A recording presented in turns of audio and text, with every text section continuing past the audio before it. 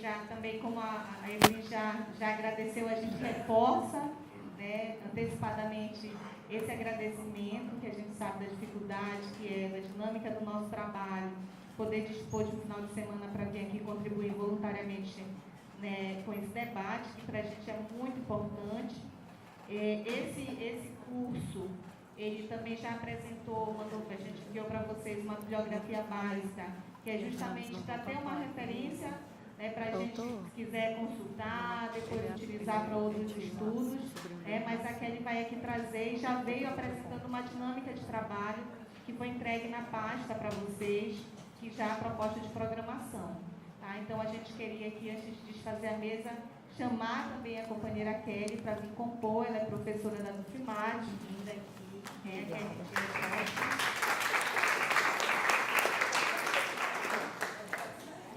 ela vai apresentar a proposta de trabalho para a gente, né, até para verificar, para a gente poder se localizar aí o tempo que ela vai precisar para a apresentação e para garantir o debate. Aí eu vou deixar à vontade para que ela possa apresentar, apesar de ela já indicar aqui na proposta de trabalho para esse curso, mas aí acho que é importante, tá bom?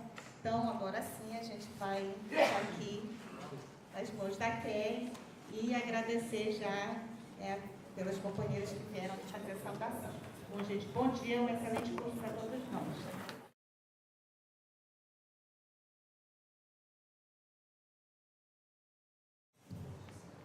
Então, bom dia a todos e a todas. Quero agradecer, né, pelo convite. Confesso que eu estou um pouco nervosa, né, por ser a primeira vez.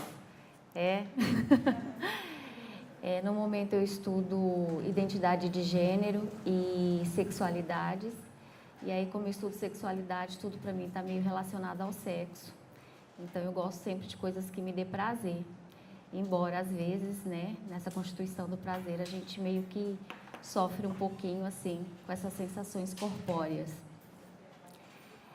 Eu faço parte da Universidade do Núcleo de Estudos e Pesquisas sobre a Organização da Mulher e Relações de Gênero, o NOEPOM, e pela base no sindicato do GT de Políticas de Classe para Questões Étnico-Raciais, Gênero e Diversidade, né? Meu ingresso no sindicato, ele é recente, tendo em vista de que eu ainda estou no primeiro ano, passando do primeiro ano na Universidade Federal do Mato Grosso.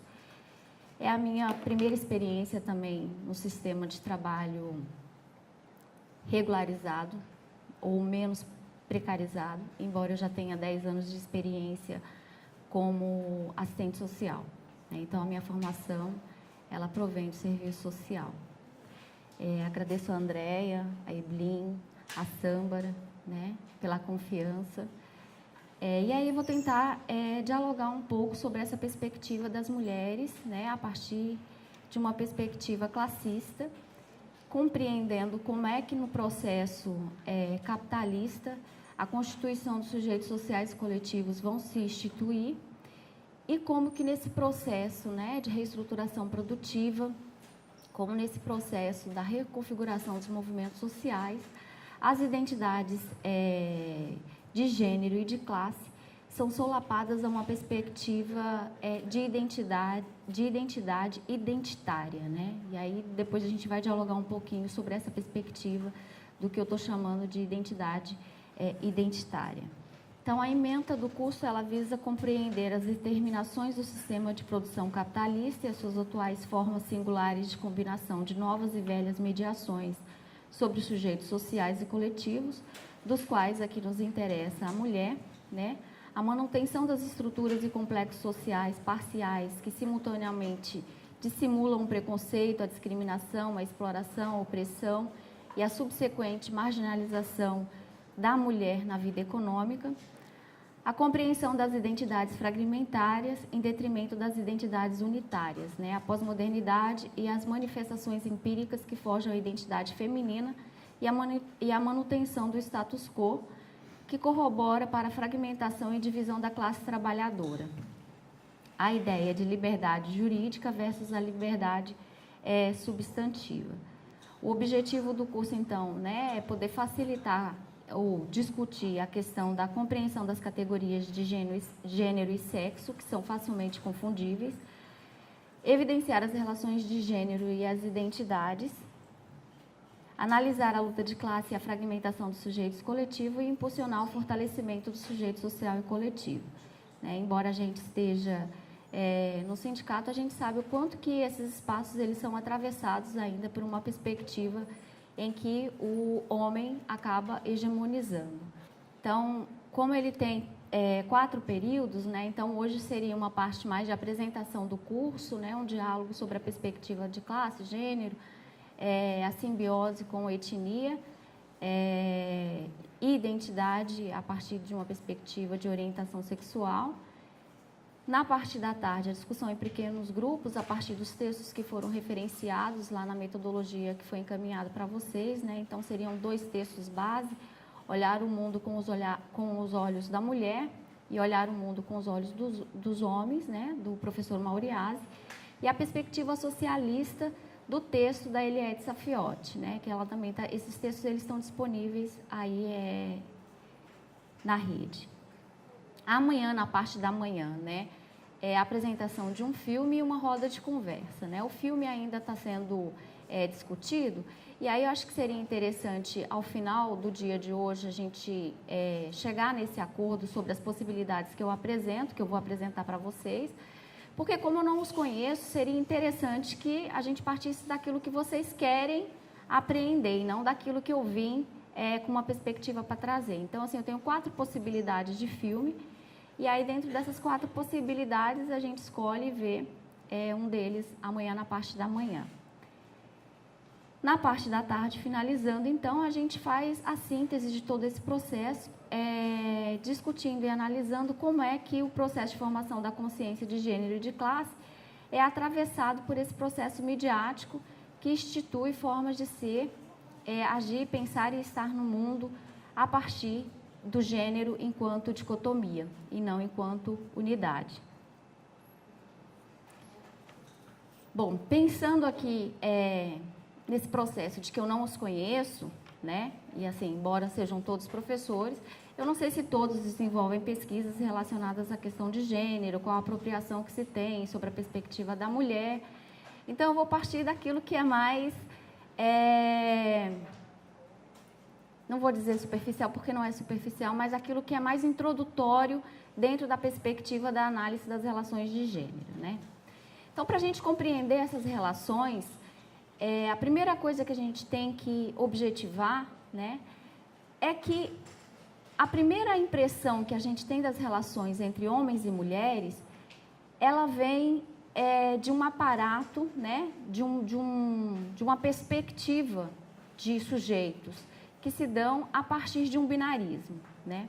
Tomando como pressuposto esse binarismo, a minha defesa é de que a perspectiva do ser mulher e do ser homem comparece na sociedade capitalista como um objeto fixado. E esse objeto fixado, ele vai nos impossibilitar de compreender o que é essa relação efetiva entre homem e mulher, para além de uma perspectiva binarista. Então, o Karel Kozik, ele vai dizer que quando a gente apreende essas perspectivas a partir daquilo que nos é colocado no imediato, a gente não consegue ver para além da pseudoconcreticidade.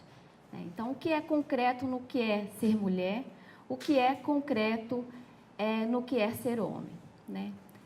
Tomando como pressuposto, então, essa dicotomia, dessa ordem natural, de que homem é todo sujeito que nasce com um pênis e mulher é todo sujeito que nasce com uma vagina, a estrutura econômica que está imbuída nessa apreensão, ela não nos aparece de forma imediata.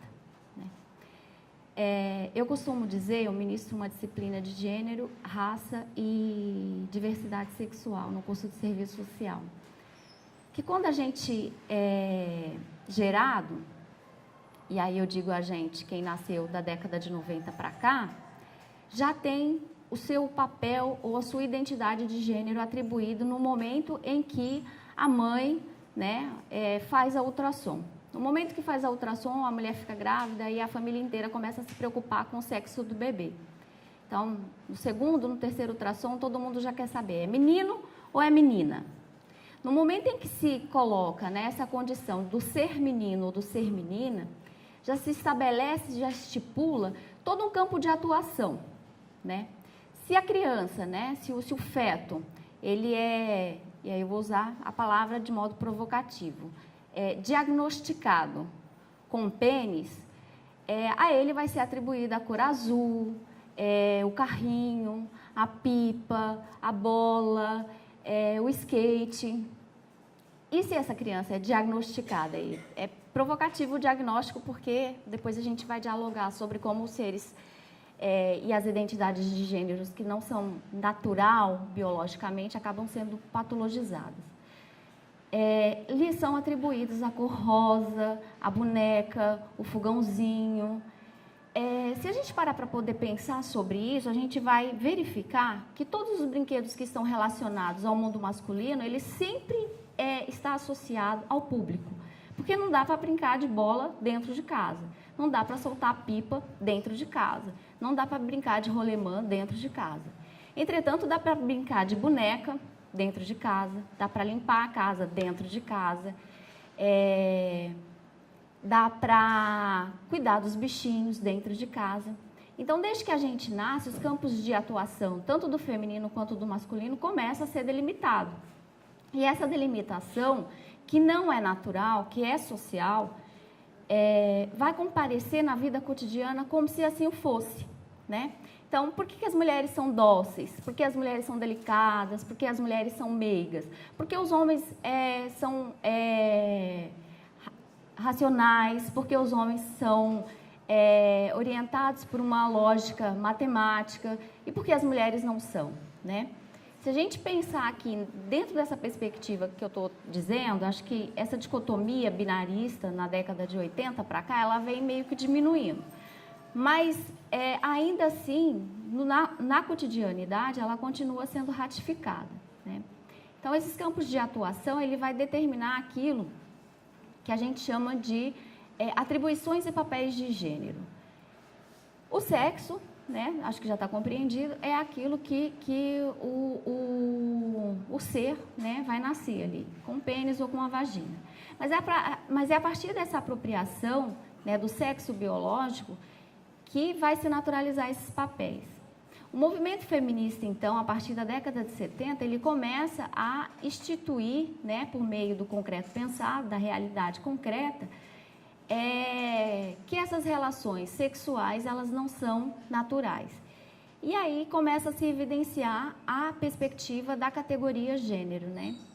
Algumas autoras vão dizer que o gênero, eles podem ser concebidos a partir de diversas perspectivas, como um aparelho semiótico, como símbolos culturais, evocadores de representações, como conceitos normativos de interpretação de significados, como instituições sociais, como identidades subjetivas, como divisões e atribuições assimétricas, como instâncias de uma forma gramatical dos corpos e da fala, de regulação,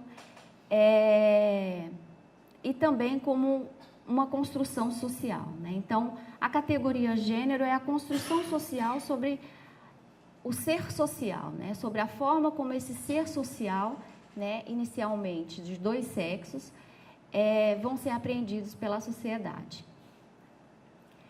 É preciso pensar que essa categorização desses sujeitos, né, homem e mulher, dada a partir dessa dicotomia que vai instituir esses espaços de atuação, público e privado, ele também é atravessado por uma perspectiva, né, que a Eliette Safiotti vai dizer, simbiótica, da classe e da raça. Na medida em que uma mulher, né, é negra, é claro que ela vai ser atravessada por outras opressões, né, por outras formas de dominação. Então, para o capitalismo é interessante que esses sujeitos, cada vez mais, eles se categorizem, né? Então, vamos pensar que esse sistema, né, de constituição desses corpos, né, desse ser social, ele não se inicia com o processo da sociedade capitalista, mas é o sistema capitalista quem vai ratificar essa dicotomização desses papéis. O patriarcado, que é uma categoria, né, de análise real, concreta, objetiva e material, porque se corporifica, porque se manifesta nas relações hierárquicas de poder, nas relações econômicas também, ela é anterior ao sistema capitalista. Mas é com o capitalismo, com a origem da propriedade privada e do Estado, que o corpo da mulher vai sofrer a divisão binarista das relações de trabalho orientada pela perspectiva de sexo. Eu costumo dizer, né, que foi no primeiro momento em que uma propriedade ela foi tomada, né, que ela foi apropriada para manutenção daquela propriedade, era necessário se instituir, então, uma forma de transmissão do direito. A gente não está falando de um momento contemporâneo, a gente está falando de séculos atrás. Então, não havia como se manter essa hereditariedade, senão mantendo a mulher num processo aí de restrição de espaço.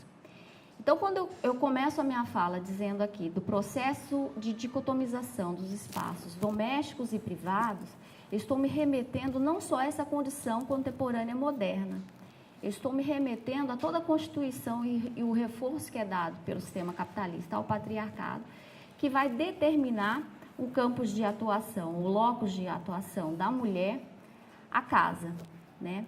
Vamos lembrar que há séculos atrás, as mulheres não ocupavam a vida pública. É só mesmo agora, a partir do século XX, que as mulheres se colocam enquanto categoria política no mercado de trabalho. Quando eu digo isso, eu não estou fazendo uma fala generalizante, porque a gente sabe que no processo de invasão e colonização do Brasil, a particularidade das mulheres negras, as mulheres negras sempre trabalhavam, né? Então, estou falando do processo de divisão social do trabalho dentro de uma concepção teórica, né? Então, esse modo de produção e reprodução, ele vai instituir, com a inserção dessa mulher no mercado de trabalho, um status jurídico de igualdade, que vai tentar nivelar esses dois sujeitos que a gente sabe muito bem que não são iguais.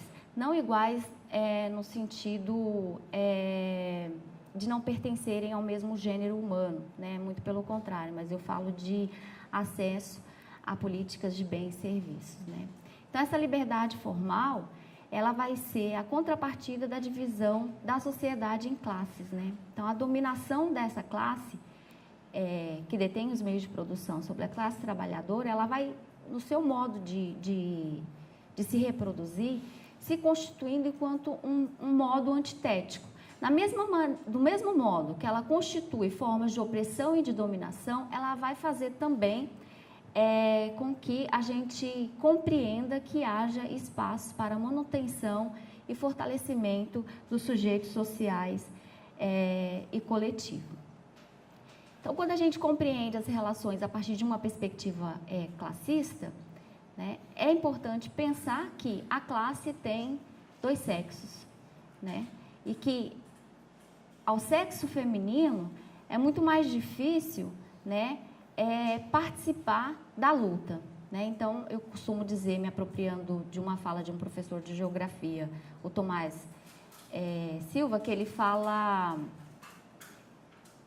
em relação à questão do movimento sem terra, né, que no processo de apropriação da luta pela terra, os trabalhadores sem terra fazem a luta por dentro da luta. Então, eu me aproprio desse termo dele e coloco que as mulheres, elas fazem a luta por dentro da luta. Por que eu estou dizendo disso? Porque no processo de desenvolvimento e constituição desse sujeito social e coletivo feminino, com a inserção da mulher no mercado de trabalho, vai se instituir uma pseudo-ideia de que com o nosso ingresso no mercado de trabalho, as disparidades sociais e a desigualdade social ela seria superada, né? Mas, depois de 4 séculos, né, da nossa inserção formal no mercado de trabalho, a gente verifica justamente o contrário. Continuamos como a categoria social que tem as suas condições de trabalho mais precarizadas e mais precariados, né?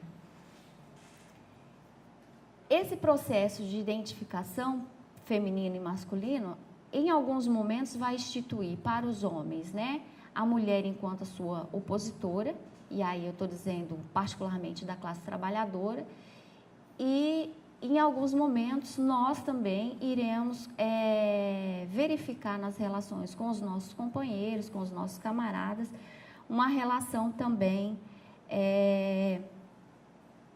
dicotômica, né? Isso é próprio do sistema capitalista, porque na medida em que ele dicotomiza as relações, que ele institui campos de atuação do feminino e do masculino, a gente meio que não consegue compreender quais as estruturas que forjam essas relações, né? Que instituem essas relações. Então, na maioria das vezes, ou no surgimento do movimento feminista, lá na década de 60, né? Acreditava-se que, assim como o movimento ludista, que se nós extinguíssemos os homens, ou se a gente superasse, né, os homens, até no processo de inserção da nossa força de trabalho no mercado formal, que nós superaríamos as opressões ao qual nós sofremos. Mas eu volto a dizer, né, ao longo desse período todo, o que a gente verifica é justamente o contrário. Então, o movimento de mulheres, inclusive, não consegue perceber, né, na maioria das vezes, dada a condição de opressão, como que a classe ela é um elemento, uma categoria, né, preponderante no processo de constituição dos sujeitos sociais e coletivos. Então, lembrar da condição, né, do binarismo do momento em que a gente nasce, o que a gente é gerado, o que a gente verifica, por exemplo, nas escolas, né? Não sei, agora não tem mais as filas, né? Mas as regras eram de que nas escolas públicas fizesse filas de menino e fizesse filas de menina. As brincadeiras de menino e as brincadeiras de menina. Então, os meninos podiam jogar bola, podiam jogar basquete e as meninas brincavam de queimada, né? Dentro das nossas casas também, né? Dentro desse processo que eu estou dizendo, desses complexos sociais. Geralmente, depois que a gente começa a crescer, então, as mulheres, elas tendem a ajudar a mãe nos serviços domésticos e os filhos, né, os homens, eles têm direito ao ócio produtivo, né, que é aquele momento que o menino sai da escola, volta da escola e ele pode estudar. Nesse sentido, as potencialidades masculinas, elas são muito mais desenvolvidas em detrimento das potencialidades femininas. Porque essa constituição e essa naturalização, né, de que nós nascemos para cuidar, acaba nos impossibilitando de desenvolver essas potencialidades, né? Porque a gente vai cuidar da casa, a gente vai cuidar do irmão, a gente vai cuidar da mãe, a gente vai cuidar do pai, a gente vai cuidar de outros sujeitos sociais aí. Então, quando o marxismo se apropria, então, né, de que a classe operária tem dois sexos, vários equívocos começam a ocorrer, né? Um deles é de que o próprio processo do sistema capitalista de unificação das massas não seria, ou melhor, seria suficiente para unificar as identidades, que por meio do processo de inserção das mulheres no mercado de trabalho, se constituiria uma classe operária homogênea, com uma identidade única. A Ciafiotti vai dizer, né, que essa perspectiva, principalmente desenvolvida por Pierre Anderson,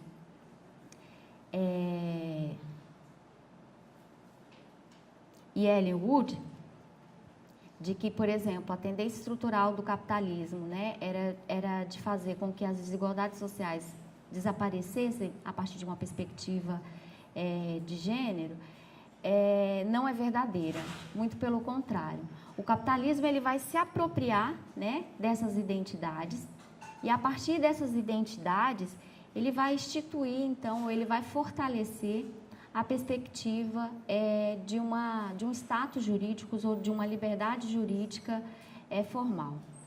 O que eu quero dizer com isso, então, né? Se a gente verificar na atualidade as políticas públicas de fortalecimento do sujeito social e coletivo feminino, ele tem um limite muito restrito, né? O campo de atuação, o campo de proteção desses sujeitos sociais e coletivos, ele é muito vinculado a uma perspectiva da compreensão da mulher burguesa. deixa eu esclarecer ou obscurecer a questão aqui. Às vezes a gente fazendo a luta por dentro da luta, a gente acredita que o processo de fortalecimento dos sujeitos coletivos, sem nenhuma mediação, e é claro que é necessário a gente estabelecer as mediações, senão a gente joga tudo fora, né? Que as políticas públicas, por exemplo, uma secretaria de políticas para a mulher, já é o suficiente para que as mulheres se fortaleçam enquanto categoria social e política. Numa outra perspectiva também, se a gente pegar as relações de gênero em que as mulheres são vítimas de violência, e aí a gente instituindo uma igualdade formal, a gente institui a Lei Maria da Penha como uma possibilidade de que as mulheres parem de sofrer a violência sexista. A instituição da lei em si não altera o quadro estrutural, né? Ela altera a materialidade fenomênica da situação da mulher. Porque na medida em que você não tem onde denunciar, na medida em que você não tem como se proteger, né, ou sair de uma condição de vulnerabilidade, você continua como sujeito social que não tem visibilidade. Entretanto, o fato de você ter, né, os sujeitos sociais e coletivos terem visibilidade não significa que o problema, né, a estrutura da opressão, ela se altere. Então, o aumento considerável de denúncias de violência contra a mulher, o aprisionamento dos homens agressores, não significa que a violência contra as mulheres acabou ou diminuiu, ou muito menos que ela tenha aumentado, porque tem algumas análises que dizem assim, aumentou o número de violência contra a mulher porque aumentou o número de denúncia, né? O fato de ter aumentado o número de denúncia em si, não significa que aumentou os casos de violência. Por outro lado, também, a diminuição das denúncias não significa que diminuiu a situação de violência que as mulheres estão expostas. Então, essa igualdade formal que vai nos colocar no mercado de trabalho com 30% a menos do que os homens, que vai instituir políticas de proteção, principalmente as mulheres que sofrem violência, através da delegacia de mulher, através das secretarias, dos centros de referência, aparentemente vai corroborar para o fortalecimento do sujeito social e coletivo feminino. Mas se a gente aprofundar essa análise, a gente vai perceber que essa é uma própria contradição do sistema capitalista. Ele dá com uma mão, mas ele retira com a outra, né? Porque o problema da situação da mulher, né, que é um problema também dos homens, é um problema estrutural das classes. É um problema em que uma classe que detém os meios de produção, ele limita as potencialidades da outra classe que só tem como condição a venda da sua força de trabalho, né?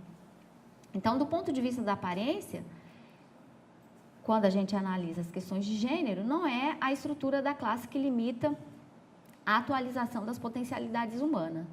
O que eu quero dizer com isso? Que o que comparece, então, para o movimento de mulheres é que só o sistema patriarcal, só a expressão do machismo é quem limita as potencialidades das mulheres. E como é que isso é naturalizado, né? Então, eu disse lá do processo educacional, eu disse da questão da família, e aí agora eu vou entrar um pouco dentro dessa perspectiva da constituição desse sujeito a partir da construção da sua subjetividade. E aí entra as relações interpessoais, né? A ideia do casamento, a ideia de que todo mundo tem uma metade da laranja, uma tampa da panela, uma meia para o teu pé. Então, essa ideia, ela vai ser cada vez mais ratificada e naturalizada na medida em que, para nós, não é estimulado, né, as vontades ou os desejos de desenvolvermos as nossas potencialidades.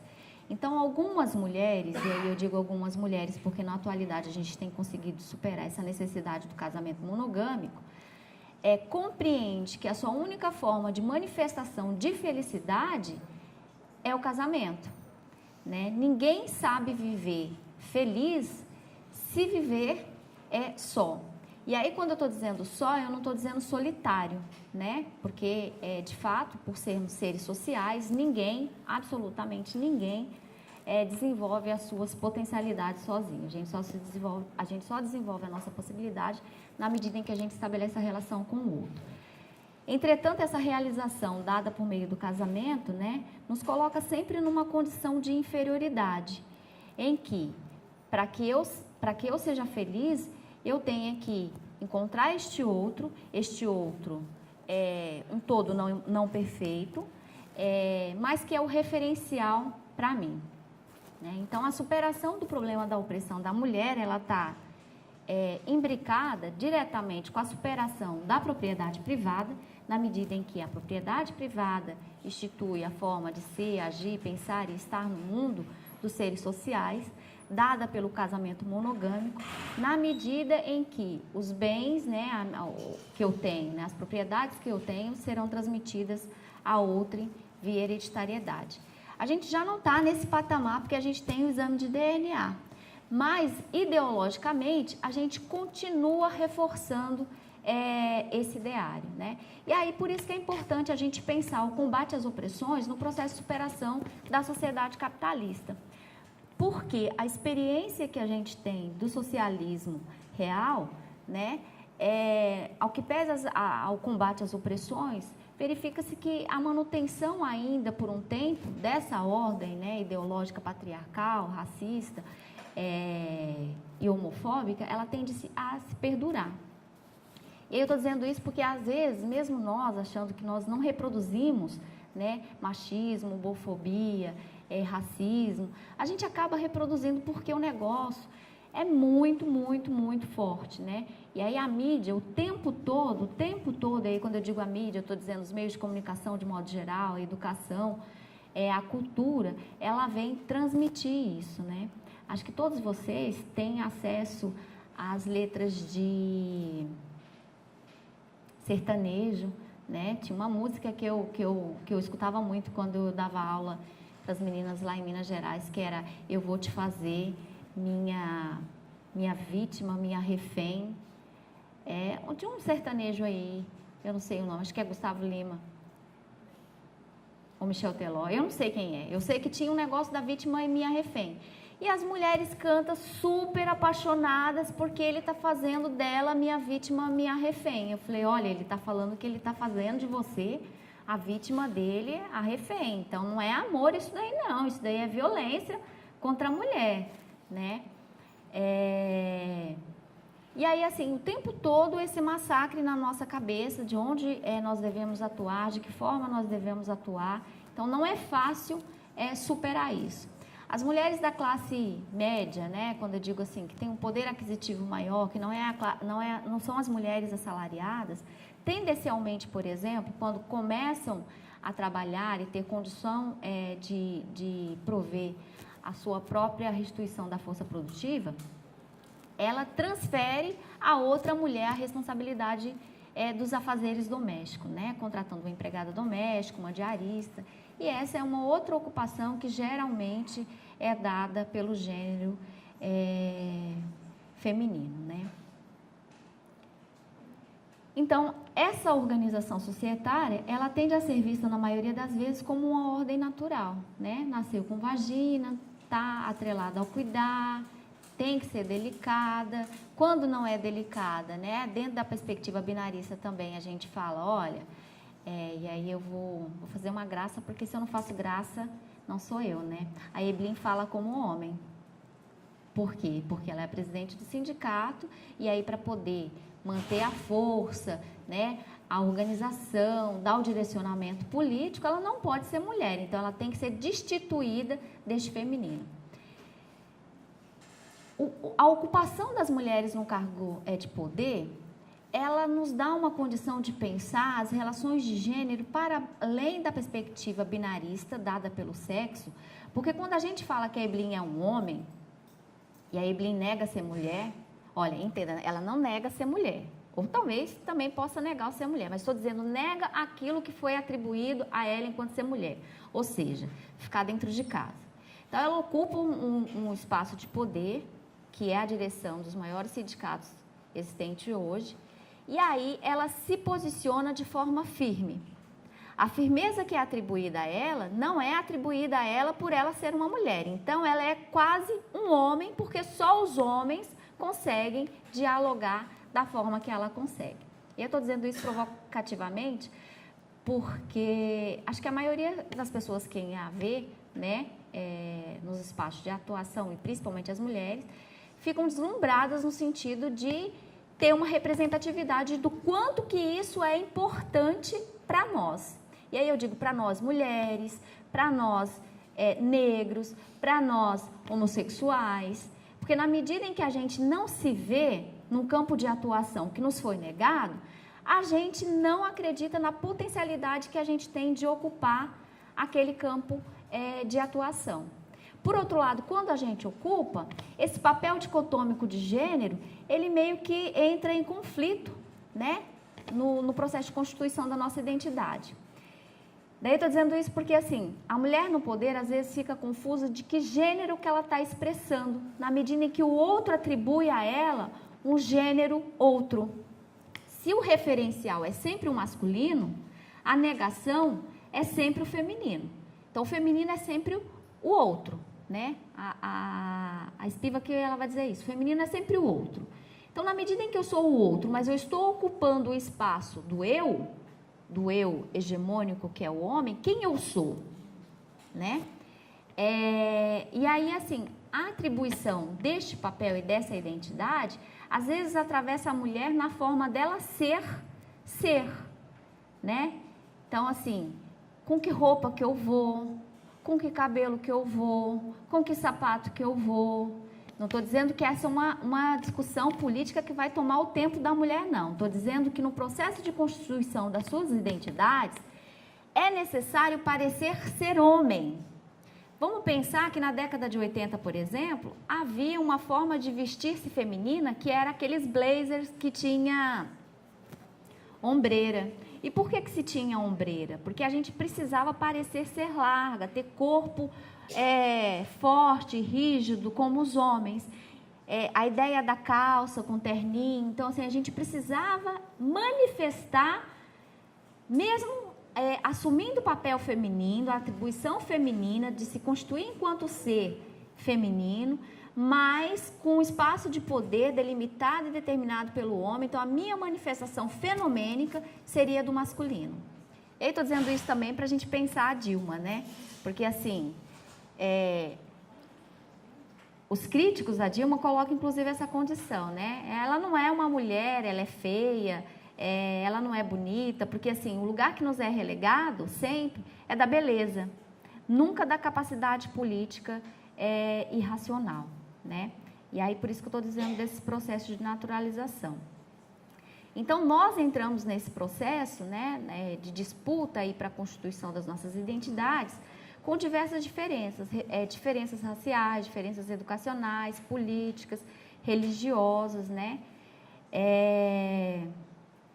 Então, as determinações da classe só, ela não vai ser suficiente para poder determinar ou para poder explicar as dimensões de opressão a que nós estávamos e estamos subjugadas, né?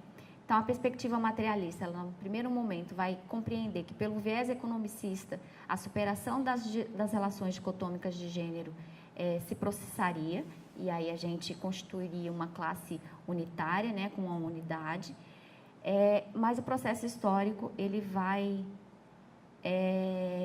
evidenciar que não, né? Então, as classes sociais, elas são totalidades parciais, né, que apresentam, pelo ponto de vista reprodutivo, uma certa autonomia necessária à perpetuação física. Então, na medida em que eu preciso comer, vestir e dormir, e aí se eu como, visto e durmo, inerentemente isso me dá uma capacidade de já estar na luta. Mas não é bem assim, né? O processo da inserção da mulher na luta não se dá só pela condição da materialidade estrutural suprida, né? É necessário, como eu estou dizendo aqui, suprir outras necessidades, né?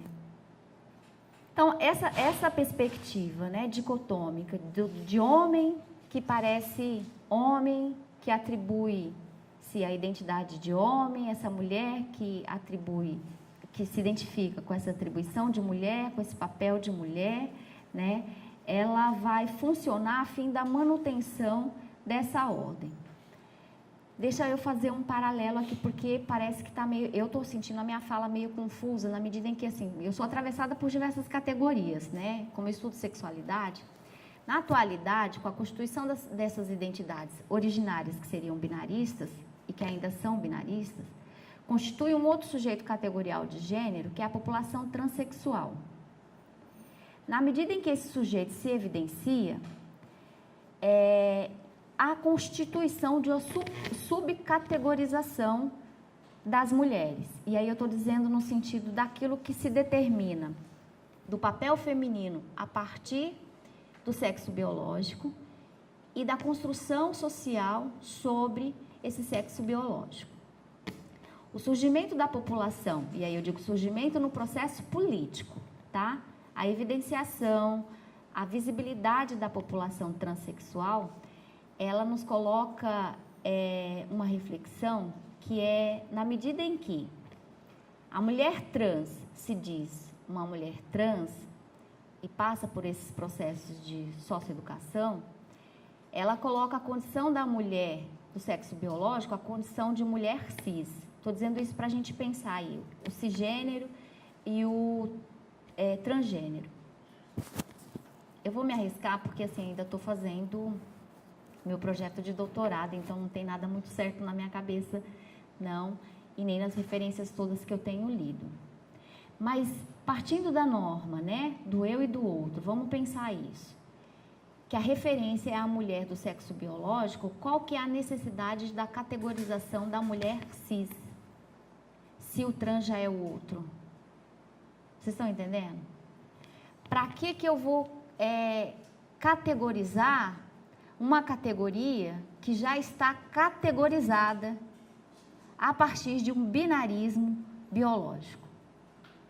Não seria mais interessante eu fortalecer esse sujeito? Eu não estou falando esconder, não estou falando não dar visibilidade, não publicizar, não é isso que eu estou dizendo. Eu estou dizendo qual que é o reforço quando a gente fala que é uma mulher cis. O que a gente está reforçando com isso? O problema não é a mulher trans, o problema é a mulher cis. O que a gente quer reforçar quando a gente diz eu sou um homem cis, eu sou uma mulher cis? Na medida em que o trans já está evidenciando a contradição do sistema binarista dado a partir da perspectiva sexista, né? Por que eu estou dizendo isso? Porque essas fragmentações, né, mulher lésbica, mulher negra, mulher trans, mulher pobre, é preciso fazer um paralelo também, que uma coisa é a mulher burguesa e a mulher trabalhadora, mas aí eu estou dizendo que dentro do âmbito da mulher trabalhadora, dizer que as professoras não são trabalhadoras, porque trabalhadoras são as trabalhadoras da limpeza, por exemplo. Por que essas categorizações hoje, elas acabam suprimindo, né, a perspectiva genérica, não no sentido de igualação, mas no sentido de unicidade do gênero humano? A quem serve essas categorizações, né? Digo isso porque dentro da perspectiva da Maria Cecília Toledo, né, a classe, ela pode nos unir. O entendimento de que a classe é um momento preponderante nos processos de constituição das identidades, ela é fundamental. Ela é fundamental porque mesmo sendo uma mulher negra, mesmo sendo uma mulher lésbica, mesmo sendo uma mulher pobre, a outra mulher da classe trabalhadora, não sendo negra, não sendo pobre, não sendo lésbica, vai sofrer tantas outras opressões quanto eu. Então, será que é possível fazer um escalonamento, uma graduação sobre as opressões que nós, enquanto classe trabalhadora do gênero feminino, sofremos? É possível? E aí, para a gente pensar também a perspectiva da representatividade, né? Então, a minha defesa é de que a intersecção, a simbiose ou a consubstancialidade entre o gênero, raça, a classe, e aí eu acrescento a orientação sexual, embora não explique, né, a totalidade das relações sociais, ela organiza o sujeito social e político no processo de emancipação política. E aí, não necessariamente, a emancipação política nos conduzirá à emancipação humana. Digo isso porque a sociedade ela não está dividida entre homens dominadores de um lado e mulheres subordinadas dos outros, né? Há homens que dominam homens, há mulheres que dominam mulheres e mulheres que dominam homens. Isso também não é uma fala minha, isso é uma fala da Eliette Safiotti, né? Que é uma das maiores marxistas que estuda relações de gênero. Então, isso equivale a dizer que essa estrutura é quem garante as relações de poder dentro da sociedade capitalista, né? E aí, por exemplo, para a gente pensar o quão sério que é isso no processo de constituição dessas identidades, né? A gente podia pensar o projeto de lei 2731 de 2015, que inviabiliza a discussão de gênero nas escolas. Porque se a minha apropriação é que a apropriação da propriedade privada se apropriou do corpo feminino, a discussão do corpo feminino, e eu não estou falando dentro de uma perspectiva pós-moderna, de ir para a rua e mostrar o seio, não é isso não. Eu estou falando da apropriação da objetividade e da subjetividade do ser mulher. Na medida em que isso é inviabilizado, ser discutido dentro da sala de aula, isso inviabiliza que nós pensemos a organização dessa sociedade em outra órbita. Porque nós fazemos parte dela enquanto sujeito social e coletivo. Se eu não consigo me identificar, né, neste processo, então eu não consigo pensar outras estruturas de organização, né? E aí, assim, para a gente ir encaminhando para o final, né, eu já passei do tempo aqui, só vou tentar concatenar o pensamento para a gente dialogar, né? Tem uma professora, a Bromovics, que ela fez uma pesquisa, né? Ela trabalha na área da educação, com a representação da discussão de gênero e a apropriação de gênero nas escolas, né? Então, ela faz uma análise de uma escola em São Paulo e ela vai dizer assim, como é que as professoras e os professores atuam no processo de ratificação do gênero binarista, né? Daí, por exemplo, ela coloca uma fala assim, né? Uma aluna pergunta para a professora, que aí já tem o problema da tia, né? O que a senhora ditou, tia? Aí ela fala assim, a faca é afiada, responde a outra criança. Ela fala, não, a frase correta é a faca é da babá. Aí diz a professora. E aí a professora começa a corrigir a aluna porque ela diz que a faca é da babá e não tem nada a ver a faca ser da babá. Porque a faca, geralmente, enquanto objeto, deve ser afiada. Qual que é a discussão que se faz sobre isso, né? Assim, como é que o processo de construção do próprio conhecimento vai delimitando e determinando o olhar do sujeito social? Aqui, no caso, uma criança, né? Mas aí a gente pode pensar em outros sujeitos sociais também. É esse processo de não educação que vai determinar, né, o levantamento da Datafolha, que 33% da população brasileira acredita que a vítima de estupro, por exemplo, tem a culpa de ter sido estuprada, né? E que 42% dos homens vão dizer que as mulheres que são estupradas porque provocaram, né? Então, isso evidencia para a gente uma total bipolaridade entre o gênero feminino e o gênero masculino, né? Então, o Tadeu Silva ele vai dizer para a gente que é no processo de identificação do eu com o outro que a gente vai constituir a nossa identidade. Entretanto, a constituição dessa identidade é sempre permeada pela perspectiva da diferença. Então, quando eu digo eu sou mulher, eu sou negra, eu sou lésbica, inerentemente eu estou dizendo eu não sou homem, eu não sou heterossexual e eu não sou branco. Então, é uma positividade, negatividade. O problema é que nesses processos de afirmação dessas identidades, né, o sistema capitalista, ele nos induz a constituir o que o Sérgio Lessa vai chamar de identidades nômadas, né? Que a minha identidade, a minha opressão, ela é maior do que a opressão do outro, né? Então, a Audre Lorde, que é uma autora feminista negra norte-americana, né? Ela vai dizer que a luta contra a opressão, ela deve ser de todos, né? A própria ideia de luta, portanto, implicaria a solidariedade, né? Isso, na atualidade, não tem acontecido, porque, por exemplo, né, respeitado o lugar de privilegiado do homem, a luta das mulheres também é uma luta dos homens. Então, os homens não têm que se acomodar, por exemplo, na greve internacional do 8 de maio, e dizer, vai para a rua que a gente se solidariza com vocês e para a gente não ocupar o lugar de vocês, nós vamos recuar e não vamos para a rua com vocês, porque a gente está respeitando o lugar de fala.